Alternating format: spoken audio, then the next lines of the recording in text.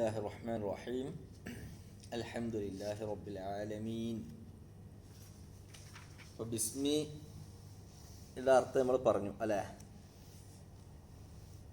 നമ്മൾ ഒരു പുതിയ അർത്ഥം, ചില ആളുകൾക്ക് പുതിയ അർത്ഥമായിരിക്കും, പക്ഷേ ഇതാണ് ഹക്ക് എന്ന് നമ്മൾ മുമ്പ് സൂചിപ്പിക്കേണ്ടായി. പരിഭാഷയിൽ കാണുന്ന അർത്ഥമൊന്നും നമ്മൾ വിശ്വസിക്കരുത്, മനസ്സിലായില്ലേ. പരിഭാഷ എന്ന് പറയുന്നത് അത് അള്ളാഹുവിൻ്റെ വെല്ലുവിളിയെ ഏറ്റെടുക്കുന്ന ഒരു വിഫലശ്രമം ആണ്. അത് പാടില്ല.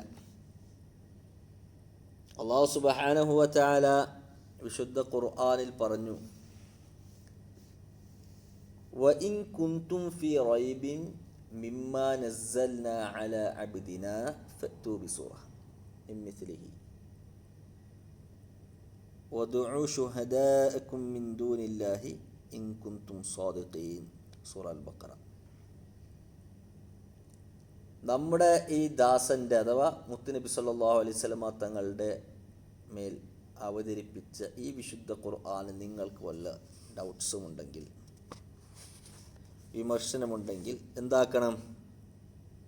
ഒന്നും ചെയ്യണ്ട. അതുപോലത്തെ ഒരു ചെറിയൊരു സൂറത്ത് കൊണ്ടുവന്നിട്ട് നേരിടും. അല്ലാഹു അല്ലാത്ത സർവശക്തികളെയും നിങ്ങളെ സഹായത്തിന് വിളിച്ചോളി എന്ന അള്ളാഹുവിൻ്റെ വെല്ലുവിളിക്ക് മറുപടി നൽകാനുള്ള ഒരു വിഫല ശ്രമമാണ് പരിഭാഷ. നഊദു ബില്ലാഹ്. ഞങ്ങൾക്ക് അറബിയിൽ കഴിഞ്ഞില്ലെങ്കിലും ഞങ്ങൾക്ക് അറബി കഴിയും എന്നൊരു ധ്വനി അതിൽ വരുന്നുണ്ട്. അപ്പം അങ്ങനത്തെ ധ്വനി വരുന്നതൊക്കെ നമ്മൾ ഒഴിവാക്കണം. അതുകൊണ്ടാണ് വളരെ വിശാലമായിട്ട് തന്നെ ബിസ്മില്ലാഹിർ റഹ്മാനിർ റഹീം. അതും വിശാലമൊന്നും പറയാൻ നമുക്ക് അവകാശപ്പെടാൻ പറ്റൂല.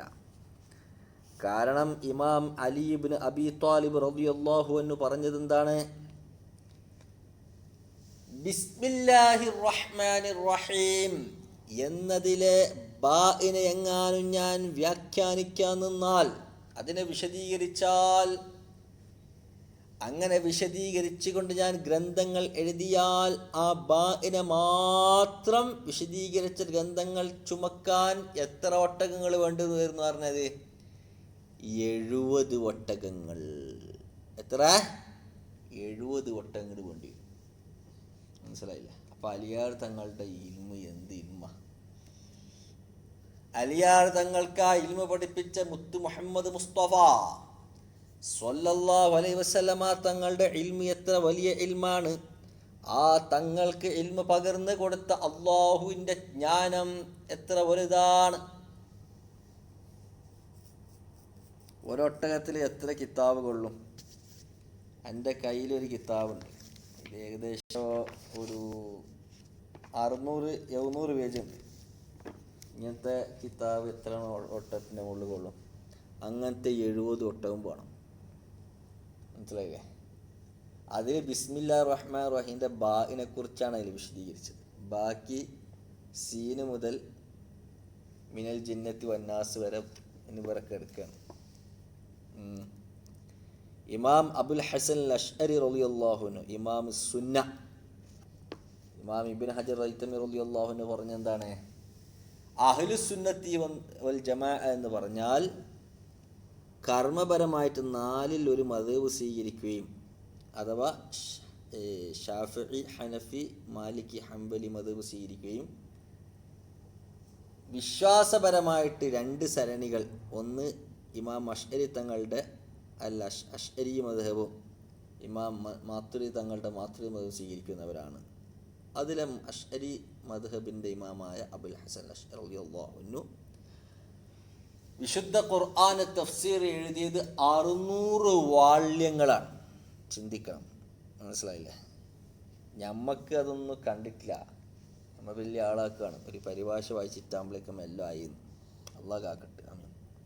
നമ്മൾ കണ്ടതിൽ വെച്ച് ഏറ്റവും കൂടുതൽ വാള്യങ്ങളുള്ള തഫ്സീർ ഇമാം ഷെയ്ഖുൽ ഇസ്ലാം ഫഖ്റുദ്ദീൻ റാസി റളിയല്ലാഹുവിൻ്റെ തഫ്സീറാണ്. മനസ്സിലായില്ല? 37 വാള്യമുണ്ട്. അതവിടെ ഇരിക്കട്ടെ. അപ്പോൾ സംക്ഷിപ്തമായ രീതിയിലെങ്കിലും നമ്മൾ ബിസ്മില്ലാഹിർ റഹ്മാനിർ റഹീമിൻ്റെ അർത്ഥം നമ്മൾ പറഞ്ഞു. ഇനി നമ്മൾ പറയുന്നത് അൽഹംദുലില്ലാഹി റബ്ബിൽ ആലമീൻ. അൽഹംദു സർവസ്തുതിയുമാകുന്നത് ലില്ലാഹി റബ്ബിൽ ആലമീൻ സർവലോകത്തിൻ്റെയും യജമാനനായ അള്ളാഹുവിന് മാത്രമാകുന്നു. ഇതാണ് അൽഹംദു ലില്ലാഹി റബ്ബിൽ ആലമീൻ്റെ അർത്ഥം. മനസ്സിലായില്ലേ? അപ്പം അൽഹംദു സർവസ്തുതിയുമാകുന്നത്, ഹംദ് ഹമിദ യഹ്മദു ഹംദൻ അല്ലേ, ഹമിദൻ്റെ മസ്തറാണ്. എന്താണ് അൽഹംദു എന്ന് പറഞ്ഞാൽ അൽ വസ്ഫു ബിൽ ജമീൽ, ജമീൽ കൊണ്ട് വസ്ഫ് പറയുക. ഇബാറത്തിൻ ഉഖറ, മറ്റൊരു ഇബാറത്ത് ഇട്ടാൽ അൽ വസ്ഫു ബിൽ ജമീലിൽ ഇഖ്തിയാരി, ഇഖ്തിയാരിയായ ജമീൽ കൊണ്ട് വസ്ഫ് പറയുക, വിശേഷണം പറയുക. അപ്പോൾ ഇൽത്തിറാറിയായ ജമീൽ കൊണ്ട് വസ്ഫ് പറയുന്നതിന് ഹംദ് എന്ന് പറയൂലേ? ആ മറ്റേ ഇബാറത്ത് പ്രകാരം പറയൂല, അതിന് മദ്ഹ് എന്നാണ് പറയുക. മനസ്സിലായില്ലേ? സവാഉൻ തഅല്ലഖ ബിൽ ഫളാഇലി അം ബിൽ ഫവാദിലി. ഈ ഹംദ് തന്നെ ഫളാഇൽ കൊണ്ടുള്ളതാ, ഫളാഇലുമായി ബന്ധപ്പെട്ടതാവട്ടെ, അല്ലെങ്കിൽ വസ്ഫു ബിൽ ജമീൽ ഫളാഇൽ കൊണ്ട് ബന്ധപ്പെട്ടതാവട്ടെ, അല്ലെങ്കിൽ ഫവാദിൽ കൊണ്ട് ബന്ധപ്പെട്ടതാവട്ടെ, ജമീൽ കൊണ്ട് വസ്ഫ് പറയുന്നതിനെല്ലാം ഹംദ് എന്ന് പറയുന്നു എന്ന്. മനസ്സിലായില്ലേ?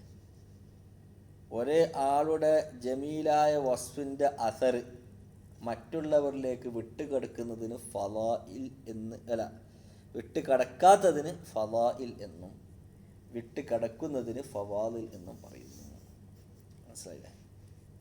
അപ്പം ചുരുക്കത്തിൽ ഹംദ് എന്ന് പറയുന്നത് ജമീലായ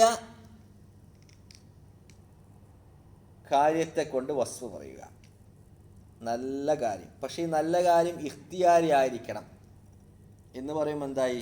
ഇൽത്തിറാരിയായ കാര്യം പറ്റൂല. എന്താണ് ഈ ഇഖ്തിയാരി ഇൽത്തിറാരി? അപ്പോൾ ഉദാഹരണം, ഹംദ് എന്ന് പറയുന്നത് എന്താ? സർവസ്തുതിയല്ല, ഒരാളെ സ്തുതിക്കലാണ്, പുകഴ്ത്തലാണ് അല്ലേ?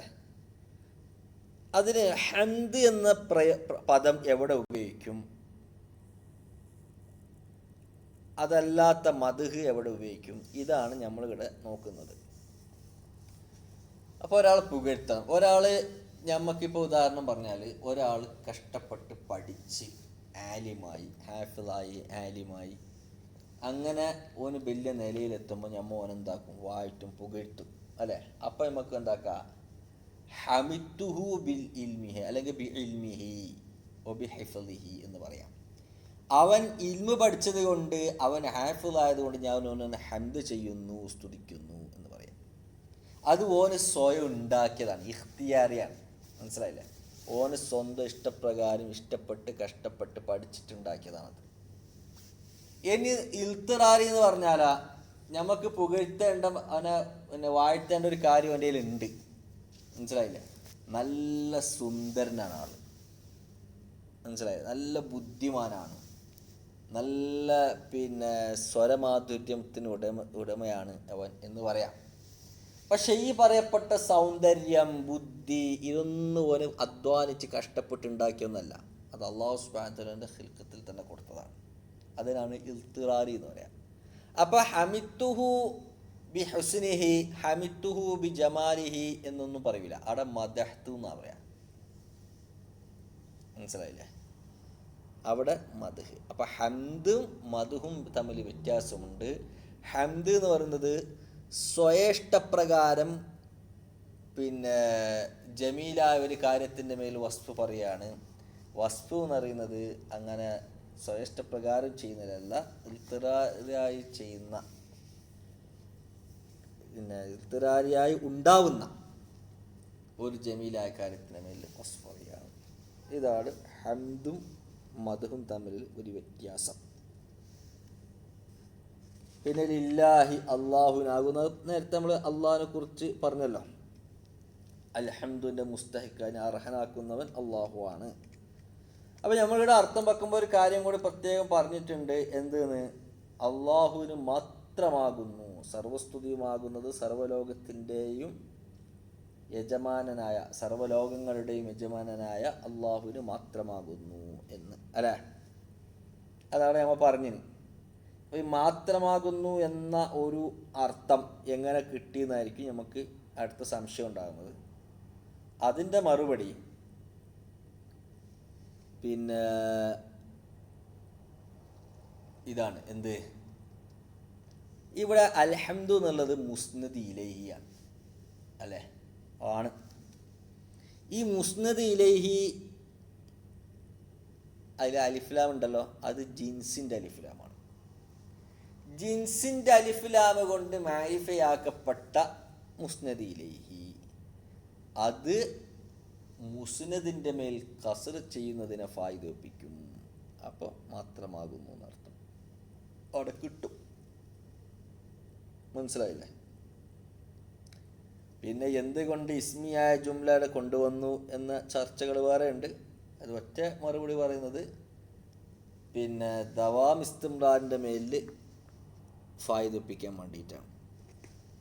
അഹ്മദുള്ള എന്നൊക്കെ പറയുമ്പോൾ അതിൽ ദവാമിൻ്റെ അർത്ഥമില്ല. ആ സമയത്തേക്ക് ഹംദ് ചെയ്തു അല്ലേ.